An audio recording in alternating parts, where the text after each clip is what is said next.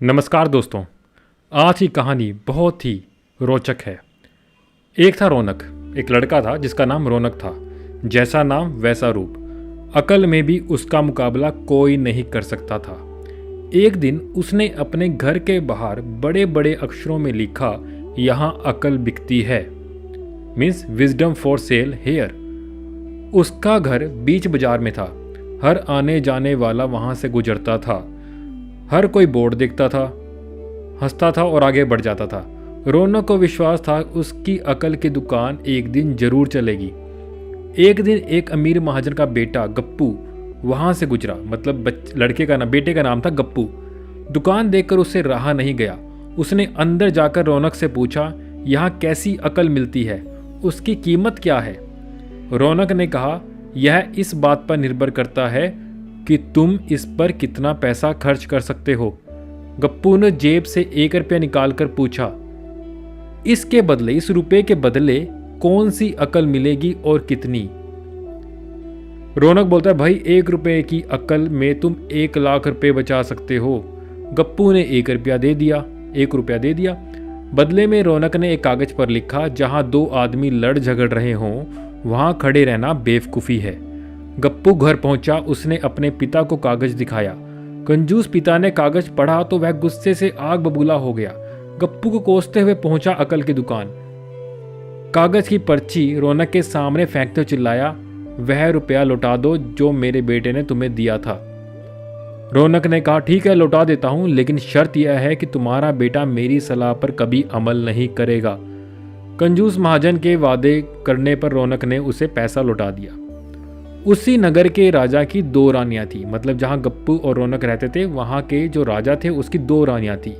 एक दिन राजा अपनी रानियों के साथ जौहरी बाजार से गुजरा। दोनों रानियों को हीरे का एक हार पसंद आ गया। दोनों रानियों ने सोचा महल पहुंचकर अपनी अपनी दासी को भेजकर हार मंगवा लेंगी। संयोग से दोनों रानियों की दासियां एक ही समय पर हार लेने पहुंची। बड़ी रानी की दासी बोली, मैं बड़ी रानी की सेवा करती हूं, इसलिए हार तो मैं लेकर जाऊंगी। दूसरी बोली, पर राजा तो छोटी रानी को ज़्यादा प्यार करते हैं, इसलिए हार पर मेरा हक है। गप्पू उसी दुकान के पास खड़ा था। उसने दासियों को लड़ते हुए देखा। दोनों दासियों ने कहा वे अपनी रानियों से शिकायत करेंगी। जब बिना फैसले के दोनों जा रही थी, मतलब वो जब जाने लगी वहां से, तो उन्होंने गप्पू को देखा। वे बोली, गप्पू जो यहाँ हुआ है तुम उसके गवाह रहना। दासियों ने रानी से और रानी ने राजा से शिकायत की। राजा ने दासियों की खबर ली। दासियों ने कहा, गप्पू से पूछ लो, वहीं पर मौजूद था। राजा ने कहा, बुलाओ गप्पू को गवाही के लिए, कल ही झगड़े का निपटारा होगा। इधर गप्पू हैरान, पिता परेशान। आखिर दोनों पहुंचे अकल की दुकान। माफ़ी मांगी और मदद भी। रौनक ने कहा, मदद तो मैं कर दूं, पर जो अब मैं अकल दूंगा उसकी कीमत है 5,000 रुपये। मरता क्या ना करता। कंजूस पिता ने गुस्से से कुड़ते हुए 5,000 रुपये दिए। रौनक ने अकल दी। गवाही के समय गप्पू पागलपन का नाटक करे और दासियों के विरुद्ध कुछ ना कहे। अगले दिन गप्पू पहुंचा दरबार में, करने लगा पागलों जैसी हरकतें।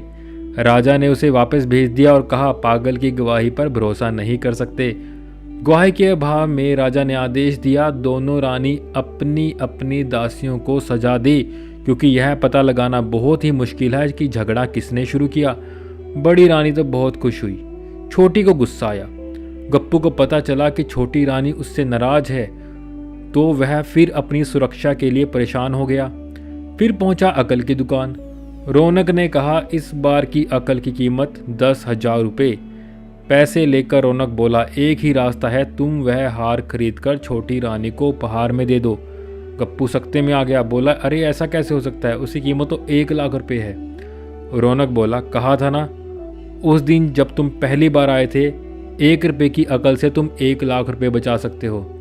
इधर गप्पू को हार खरीदकर भेंट करना पड़ा, उधर अकल की दुकान चल निकली। कंजूस महाजन सर पकड़ता हुआ पीटता हुआ रह गया।